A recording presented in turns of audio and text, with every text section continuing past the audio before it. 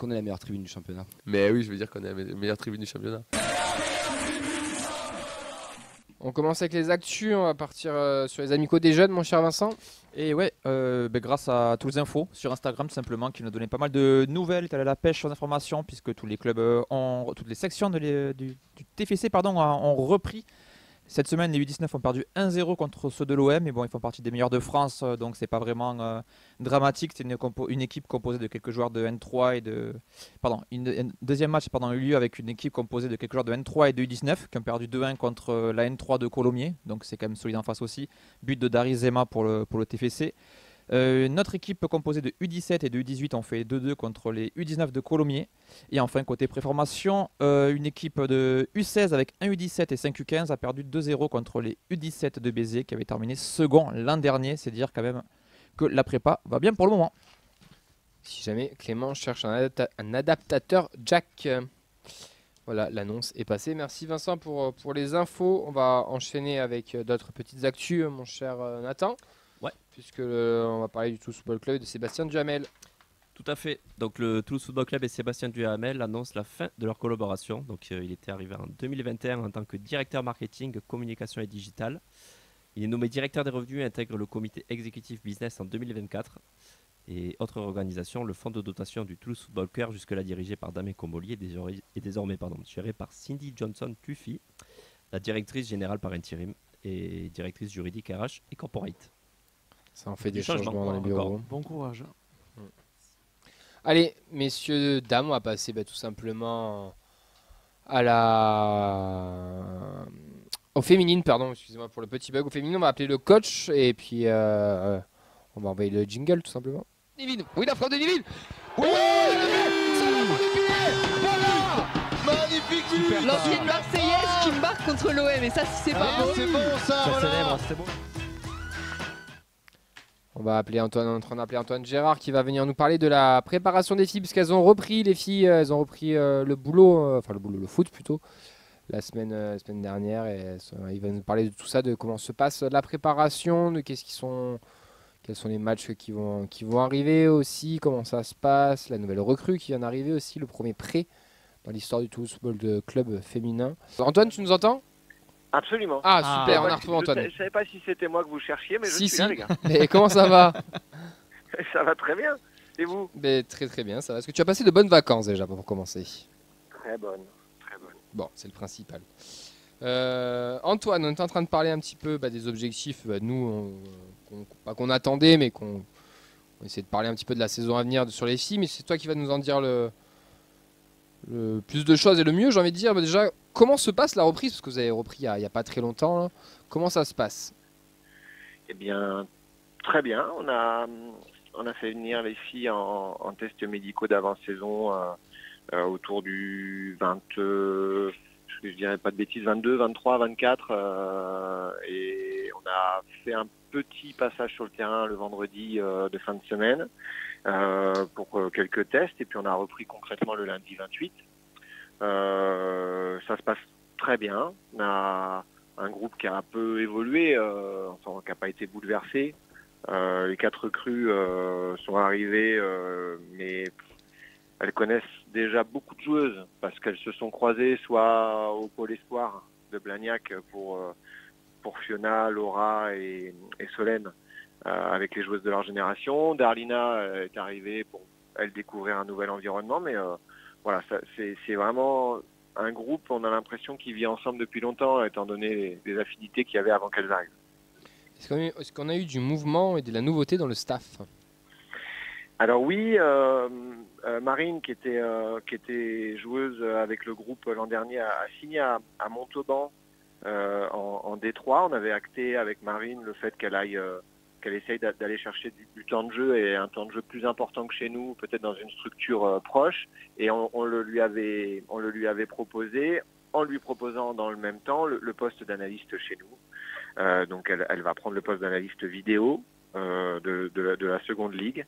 Voilà, donc c'est la première arrivée, le premier changement dans le staff. Et puis on a Jérémy Sylvestre qui était entraîneur adjoint avec moi l'an dernier qui bascule en responsabilité de l'équipe U19. Donc il a été remplacé par un nouvel adjoint qui s'appelle Yorick Brandy qui était cadre technique sur le district de Corrèze et qui nous rejoint en tant qu'adjoint. Toutes ces informations, normalement, ont été dites dans le bilan des féminines la fin de saison dernière. Donc, c'est pas une nouveauté pour ceux qui sont assidus à la feuille de match. Mais merci de refaire un petit point, Antoine. On a fait la nouveauté du staff. Tu as parlé un petit peu du mercato. On a vu que la dernière recrue, Joseph, nous a rejoint. Est-ce que tu peux nous présenter un petit peu son profil Darlina, c'est une jeune internationale haïtienne qui est arrivée en France l'année où nous, on jouait en D2. On est descendu de D2 en D3. Elle jouait à Grenoble. Elle est arrivée à Grenoble en cours de saison. Elle avait fait une fin de saison un peu en boulet de canon. C'est pour ça que l'OM l'avait signée. Elle a eu du mal à trouver du temps de jeu parce que la concurrence est un peu féroce sur l'effectif de l'OM les 2 dernières saisons parce qu'il y avait la volonté de monter en Arkema Première Ligue. Elle a eu du mal à trouver du temps, mais malgré tout, tout le monde, en tout cas nous, on lui voit un énorme potentiel de développement avec un peu plus de temps passé sur le terrain et manifestement l'OM aussi puisque très vite quand on s'est intéressé à son profil, nous ont dit on va la prolonger. On va la prolonger, mais on aimerait la prêter au moins la saison prochaine sur une structure où elle aura plus de temps de jeu. Écoutez, les étoiles sont alignées, on va la prendre chez nous. Et d'ailleurs, c'est le premier prêt de la section féminine du Toulouse Football Club. Oui, déjà les contrats fédéraux, ils n'existent pas depuis très longtemps, puisque concrètement, c'est à partir de l'année en D2 qu'on avait commencé à en avoir quelques-uns. Donc on prenait des joueuses sous contrat, mais c'est vrai qu'il n'y avait jamais eu de prêt d'une joueuse engagée dans une autre structure. Le programme à venir du mois d'août, d'ailleurs je vous conseille la super page Instagram Toulouse FC Féminine. Il va y avoir du Nîmes Olympique, il va y avoir du Montpellier, si je ne dis pas de bêtises. Je le lis bien avec des horaires à définir. Il va y avoir un stage aussi à Loudunvielle, c'est ça. Il y a 4 matchs amicaux de prévus dans les 3 prochaines semaines avec un stage. C'est ça, Antoine? Alors, il n'y a pas de Nîmes Olympique, il y a le FC Nantes. Nantes, pardon, oui. Week-end. C'est Nantes. Oui. Pardon, oui, j'ai les logos, désolé. Il y a Nantes ce week-end à Cognac à 16h. Après, on ira à Montpellier, sur le domaine de Gramont, leur centre d'entraînement, pour y jouer. On ira avec les 3 équipes, puisqu'il y aura une opposition U19 nationale, équipe réserve et équipe pro. Ensuite, on va aller à Orthez, à côté de Pau, pour rencontrer l'équipe réserve de l'Athletic Bilbao, qui évolue en D3 espagnol et qu'on a rencontré l'hiver dernier à Juillan, déjà en amical. Ensuite, on jouera Montauban à domicile, vraisemblablement sur les annexes le samedi en fin de journée. On partira le lendemain dans la foulée en stage à Loudunvielle pour 4 jours jusqu'au mercredi. Et au retour du stage de Loudunvielle, on jouera le week-end. C'est à déterminer encore. On n'a pas conclu, mais ce sera vraisemblablement un club espagnol pour terminer la prépa. Un gros programme en vue pour l'équipe féminine et pour aller ensuite bien commencer le championnat qui se débutera au Mans, si mes souvenirs sont bons. Exactement. Antoine, on en a discuté un petit peu entre nous. C'est quoi les objectifs que vous êtes fixés, vous, pour cette saison? Ben disait tout à l'heure, avant qu'on te prenne au téléphone, que déjà digérer peut-être aussi la non-montée et que peut-être que le TEF va être un peu plus attendu aussi cette saison, mais avec pourquoi pas continuer de rêver, de faire un beau parcours et potentiellement aller accrocher cette montée, ou on va voir petit à petit chaque semaine. C'est quoi les objectifs, comment vous êtes fixé vos objectifs pour cette saison?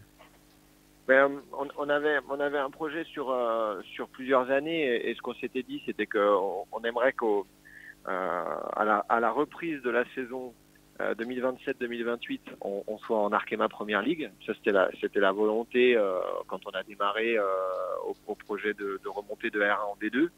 En prenant le temps de structurer un peu tous les étages du club et notamment la projection vers la création du centre de formation, etc. La saison qu'on a fait l'an dernier a forcément donné beaucoup d'envie. Donc je vais me positionner de manière assez simple. Je pense qu'on a envie de faire mieux chaque année, de faire grandir le projet, de faire mieux. On a fini 3e, donc forcément si on fait un peu mieux, on va vite être dans le train pour monter. Voilà, je pense qu'il faut avancer en étant ambitieuse sur la saison, pas du tout se cacher, puisqu'effectivement les équipes ont considéré que le TFC va forcément faire partie des favoris. Il faut porter ce nouveau statut. Moi, je pense qu'il faut juste l'assumer, pas en avoir peur, Ouais. aborder les matchs avec ambition. Quand on est très attendu, il faut forcément fournir un petit peu plus d'efforts et d'énergie sur les rencontres parce que ça peut être un peu plus tendu. Mais on a renforcé l'effectif, je pense, pour faire face à ce défi. Bon, l'objectif c'est la montée du coup alors. Si on fait mieux, on va monter. Bah oui, voilà. Donc, Moi ça me va, enfin nous ça nous va. Hein. En Voilà. tant que supporter, c'est ce qu'on Oui. espère pour vous, ce qu'on vous souhaite surtout parce que il y a eu un bel engouement qui a commencé la saison dernière et déjà que cette saison ça continue, que cet engouement perdure et même s'amplifie, j'ai envie de dire. Qu'il y ait de plus en plus de monde aussi qui viennent voir les filles parce qu'elles le méritent aussi, qu'il y a du très bon travail qui est fait par toi, le staff et tout le club et que s'il y a monté, ça serait que la petite cerise sur le gâteau quoi. ouais, mais on va essayer de générer ça aussi. Moi, je pense qu'il y a un double enjeu, c'est celui de faire rêver les gens sur le plan, je dirais, sportif et d'essayer de générer un entrain sur le parcours des joueuses pour que effectivement la montée en D1 finisse par être l'aboutissement du projet, mais aussi réussir à emmener les gens sur les valeurs que l'équipe elle porte, leur donner envie de venir au stade, de passer un bon moment. Je pense qu'on a posé les premières pierres un peu la saison dernière. Et il faut pas s'arrêter là. Il faut continuer d'améliorer l'offre qu'on propose aux spectateurs et aux spectatrices tous les week-ends. Il va forcément y avoir des enjeux importants aussi pour nous d'évolution de la structure. On va faire payer les matchs l'année prochaine et je pense que c'est important que les gens payent au même titre quand ils vont voir un spectacle proposé par des hommes, ils payent pour un spectacle proposé par des femmes qui sont professionnelles pour la quasi-totalité maintenant. Donc voilà, c'est des choses que... Mais si on fait payer, il faut quand même améliorer ce qu'on va proposer aux gens quand ils viennent au stade. Donc chaque année, l'idée c'est de franchir des petits paliers et que voilà, le rendez-vous d'un match de l'équipe féminine ce soit vu chaque année de manière un peu plus positive et un peu plus dynamique. Continue de raconter une belle histoire surtout, ça c'est important de raconter des histoires, c'est ce qui fait que les gens aussi Exactement. se ramènent entre guillemets. Dernière petite question, Antoine, bon, je pense que tu es au courant, on a un nouveau président. Ah bon? Oui. Est-ce que tu as eu l'occasion de le rencontrer? Est-ce qu'il est aussi ambitieux pour la section féminine comme pouvait l'être l'ancien président Damien Comolli par exemple? Alors j'ai eu l'occasion de le saluer un bref instant parce que je passais dans les bureaux la semaine dernière. Voilà, donc on a eu un premier échange, mais qui n'a pas du tout laissé augurer d'une posture particulière. Par contre, c'est quelqu'un qui a rencontré le président de la section féminine, José da Silva, et qui lui a assuré de son soutien et de la volonté de faire perdurer le projet dans la qualité actuelle, voilà, et de le faire évoluer. Vous savez que le centre de performance normalement est un chantier relancé, que normalement les filles vont y avoir une place. Tout ça fait partie de la dynamique aussi qui va être mise en place par Olivier Cloarec. Donc non, il y a en tout cas pas de projection négative sur l'avenir de cette équipe féminine avec les changements de direction. Ok, merci beaucoup Antoine. On a une petite question de Sébastien qui nous suit sur Facebook, qui nous demande est-ce que tu as des relations avec le coach Carles Novel Martinez? Alors des relations, on n'échange pas quotidiennement avec Carles, on échange quand on a l'occasion de se croiser, c'est quand même assez fréquent parce qu'on partage les mêmes lieux à la fois pour travailler et pour manger, notamment le midi. Donc ça m'arrive souvent de le croiser. Ça nous arrive d'échanger sur nos rencontres ou les émotions qu'on vit au travers des rencontres les week-ends. Voilà, ça pas quotidiennement, mais régulièrement. Ok. Et on a Dimitri aussi qui vous souhaite une très belle saison aux féminines. Antoine, on va te libérer, on va te remercier encore une fois parce que tu repars une nouvelle saison avec nous. T'es pas chroniqueur avec nous, mais mais un petit peu quand même tous les mardis parce qu'on t'a au téléphone quand même pratiquement tous les mardis assez souvent. Il y aura des petites nouveautés cette année, on va pas tout dire maintenant, mais il y aura des petites nouveautés. On vous les spoilera au fur et à mesure de la saison. Nous, on continue d'encourager tous les gens à suivre cette équipe féminine, à suivre le TEF parce qu'elle raconte de belles histoires et c'est super intéressant aussi parce que c'est tout un club, hein, c'est pas que les gars, le TFC c'est aussi les filles, c'est aussi les jeunes, c'est toute une structure et on va te libérer, c'était bon courage, bonne préparation, tu auras de nouveau je pense durant le mois d'août et à l'occasion de se croiser et de se revoir au bord des terrains. En attendant, on te souhaite une belle soirée. Merci beaucoup. À Bonne bientôt soirée à Antoine, vous. ciao ciao. À bientôt. C'était Antoine Gérard, le coach de la section féminine qui était avec nous dans la feuille de match en exclusivité. Comme vous en avez l'habitude, comme tous les mardis, maintenant on va passer au retour de match. Il y en a 2, ça va aller très très vite parce qu'il n'y a que Rémi qui va parler. C'est Al Nasser et Stuttgart TFC.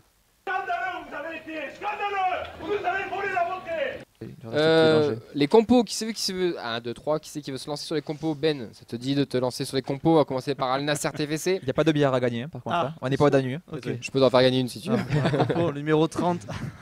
Donc reste métallique, Envo, Cresswell, Sauer, Caceres, Araj, Sidibé, Juma, Beau et Magri. C'était pour la première mi-temps. Et la seconde mi-temps. Non, c'était pour Stuttgart Mackenzie. Non, Mackenzie, il essaie de recruter le mec de Columbus là sur Instagram.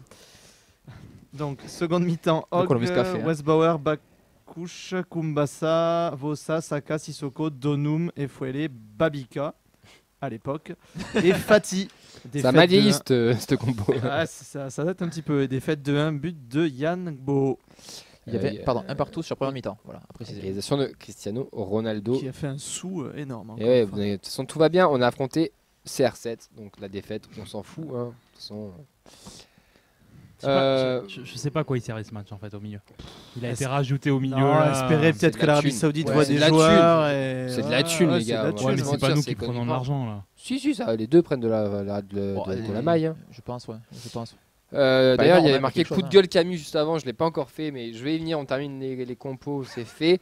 Moi, mon gros coup de gueule de la soirée, c'est que c'est match amicaux, et ben je trouve que c'est mal foutu. Il y a quelques années, donc 2 ans ou 3 ans, on avait eu droit à des plateformes, ça valait ce que ça valait. On devait payer ou pas payer, c'était trop cher, pas assez cher, j'entends du pay-per-view ou quoi. Mais on avait la possibilité de voir les matchs amicaux. Là, tous les clubs, et j'inclus pas que le TFC, tous les clubs, on se barre en Autriche, en Suisse, en Espagne, en Italie, je sais pas où vous voulez, on ne peut rien voir, les matchs se déroulent même pas à côté de chez nous. Il y en a un là, c'était Tarbes cette année. Vive Sinon- le stade de Maurice Trélu.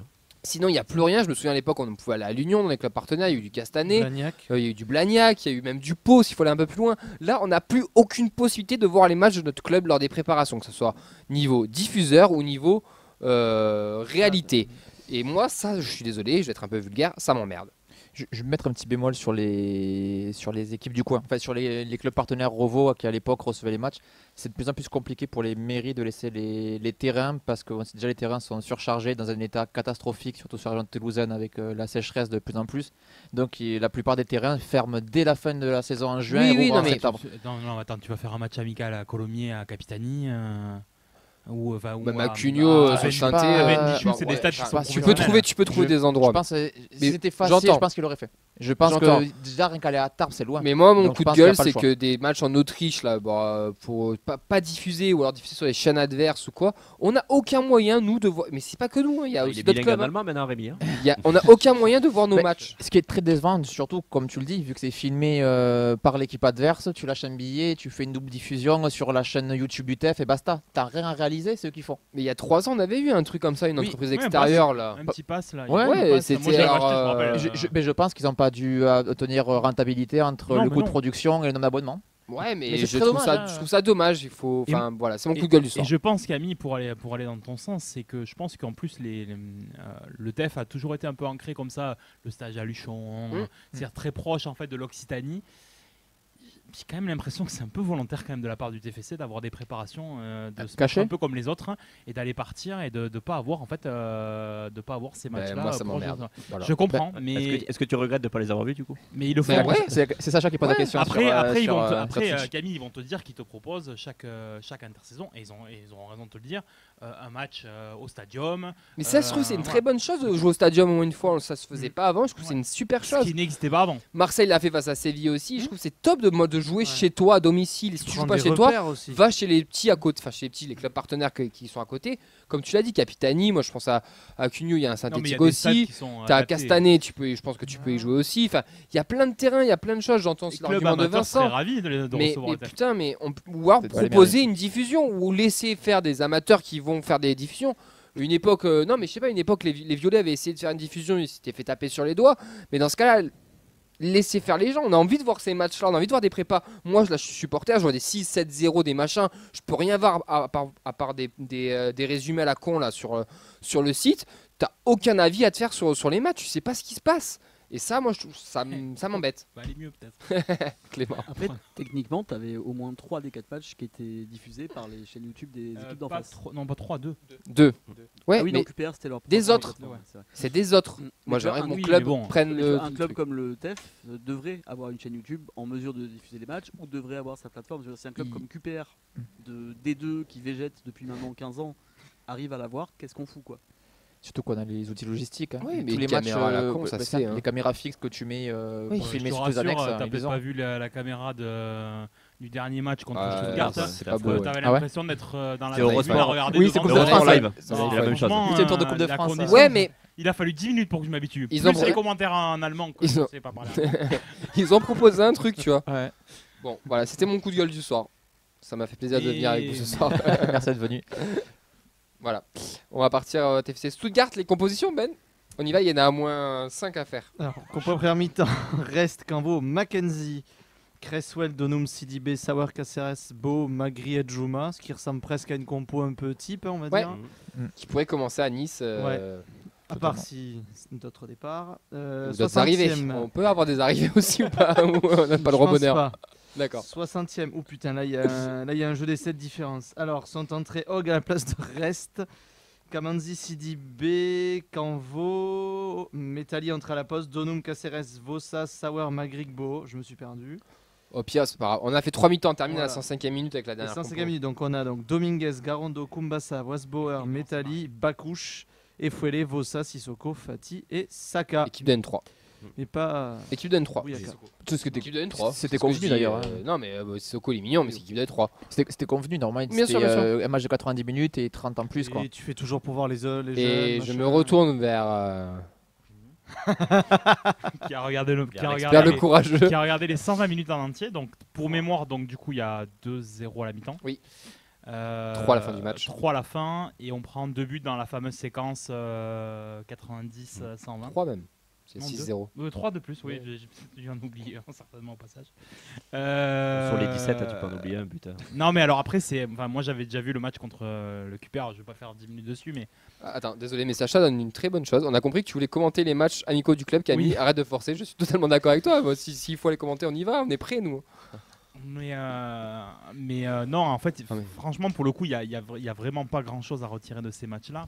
L'adversité est beaucoup trop forte. Ça, c'est mon deuxième coup de gueule. 3 des 4 matchs. Même c'est horrible à dire, mais même le Queen's Park Rangers, quand tu vois ce qu'ils ont proposé et quand tu vois ce qu'on a proposé, alors même si le niveau de préparation n'était pas le même. Mais en fait, ça pointe, et on va le redire en fait, je pense, sur toute la prépa, ça pointe en fait la qualité et la quantité de l'effectif actuel. C'est-à-dire que autant j'ose espérer qu'avec notre équipe type, on peut rivaliser avec d'autres équipes que ce qu'on a rencontré, parce que là, les équipes qu'on a rencontrées, c'est du top club niveau, quand même. Hein. C'est du niveau Lille, c'est du niveau, c'est ce niveau-là quoi. Monaco pour notre Ligue 1 quoi. Quand on joue Leipzig, quand on joue Openda, quand on joue des joueurs comme ça, c'est le top niveau. Donc déjà, c'est un petit peu inquiétant par rapport à ça, et vous m'empêcherez pas de penser que aujourd'hui, on va pas parler de crise. Mais je pense qu'à mon avis, l'atmosphère aux entraînements doit pas être non plus. 5 août, il est en crise. doit pas être non plus la plus folle et la plus joyeuse. Je pense que le coach, on en parlera après derrière, attend vraiment des recrues parce que là, je pense qu'à mon avis, il en a vraiment besoin et que les joueurs, ils sont pas à l'aise quoi. Avec ça. Qui a acté cette prépa? Moi, j'aimerais vraiment que la première conférence de presse. Alors, si on a la chance d'y être, ce serait une question que j'aimerais poser. Si on n'a pas la chance d'y être, je ferai en sorte de la faire poser. Qui a fait cette prépa? Qui a commandé cette préparation face à ce genre d'équipe? C'est quoi? Non, mais c'est quoi le but? C'est économiquement de rentrer de l'argent parce que tu affrontes des gros clubs, d'être la tapine de ces clubs-là, ou de te confronter vraiment à des plus gros clubs, ou de briser le moral de tous tes joueurs. Je te fais la logique comme on lit, vu que son mercato était prêt. Donc Enfin, logiquement, ils sont tous bloqués à l'aéroport, non? voilà, Ouais. on aurait dû jouer ces équipes-là avec ton équipe prête, puisque le mercato était prêt. Ah, mais... Donc, ça te permet de tester une bonne adversité. Parce qu'au final, sur les parties juste avec les équipes type, tu prends des roustes, mais tu prends pas des branlés. Tu prends 2-0, 3-0. Tu t'es fait valser quand même. Hein. Oui, oui. Quand je garde la première t'attends mi-temps, il n'y a que à quoi 2-0, mais face tu à une prends équipe une valse, européenne? quand T'attends même. à quoi face à une équipe européenne Parce que t'étais en Autriche. Après, c'est ton stage et tout, ok, mais... Voilà, sauf que tu pars sur... tu fais un planning avec beaucoup trop de points de zone d'ombre. Donc, tu arrives là, finalement, tu n'as pas les joueurs, tu n'es pas en forme, donc forcément, tu te prends des rousses, c'est logique. L'inverse aurait été surprenant. Moi, j'aurais une question, Rémi. On a vu qu'il y avait quasiment, justement, Stuttgart en a parlé un petit peu, cette équipe type là, sur les 60 premières minutes. Ouais. Est-ce que on a vu qu'effectivement, on avait un peu râlé, on trouvait que le niveau n'était pas à la hauteur sur les premiers matchs amicaux. Est-ce que sur cette équipe type-là, il y a quand même des choses qui ont été rassurantes? Ou tu as dit on a pris une valse. Est-ce que le niveau était... Non, alors moi pour être franc avec vous, Sauer pour le moment je le trouve transparent comme ça. Ah bon, un international espoir remplaçant slovène, il est pas au niveau.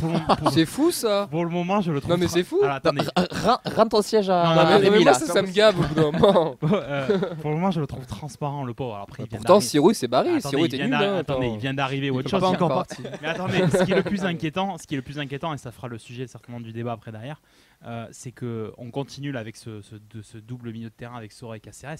Ça va pas du tout. Hein. Ouais. Ça va pas du tout parce que il faut heureusement qu'on a potentiellement recruté un milieu de terrain supplémentaire ou autre chose parce que il y a Francis qui parce que là pour le moment Sauer, je pense qu'il a besoin d'adaptation et pour le moment Caceres, pour avoir vu 2 matchs sur 3, et je sais plus qui c'est qui l'a relevé, il y en a un de vous qui l'a relevé mardi dernier dans l'émission. Il est pas au niveau. C'est le cousin de Caceres de l'année dernière. Hein. C'est normal. Il n'y a pas barrer. Siro.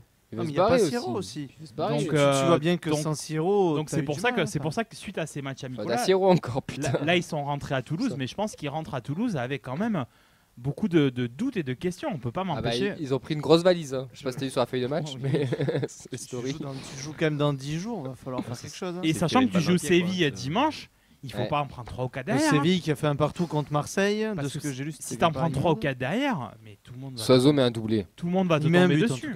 Après on l'a dit. Même si c'est qu'une prépa, même si c'est des matchs amicaux. Leipzig qu'on avait dit déjà qu'ils avaient un temps d'avance sur la prépa. Stuttgart, j'ai l'impression qu'aussi ils étaient plus prêts que nous. Nous on a quand même pris du retard entre le changement de direction, entre le mercato très tardif qui est certainement pas fini, mais qui est pas débuter une saison avec. On va certainement la débuter avec cet effectif-là, mais tu peux pas faire une saison avec cet effectif-là. C'est trop court. Donc, ouais, pas rassurant. Vincent, les commentaires, et après on enchaîne sur le mercato. Ouais, alors Sacha nous dit au-delà de se ridiculiser devant tout le monde, j'ai du mal à voir ce que l'on peut tirer de positif de ces matchs. On ne prépare rien du tout avec ces oppositions-là. C'est juste bon à miner la confiance et se rendre compte qu'on n'est pas prêt. J'aurais aimé plus d'équipes de notre niveau. Tu vois peut-être tout ce qu'il faut pas faire. Hein. Il a peut-être, tu vois, ça peut cibler le fait que le milieu milieu à 2 n'est pas bon. Enfin, je sais pas. J'essaie de trouver des points positifs. On a Henri qui lui nous trouve ces matchs vraiment inquiétants. Lucas sur Facebook, ça fait 2 ans que c'est comme ça. Cette période, c'est la prépa physique. La prépa, c'est les 4 premières journées de Ligue 1. Tu perds 60% de l'effectif chaque année. Les défenseurs titulaires étaient en congé il y a 7 jours. Donum doit perdre les kilos du mariage.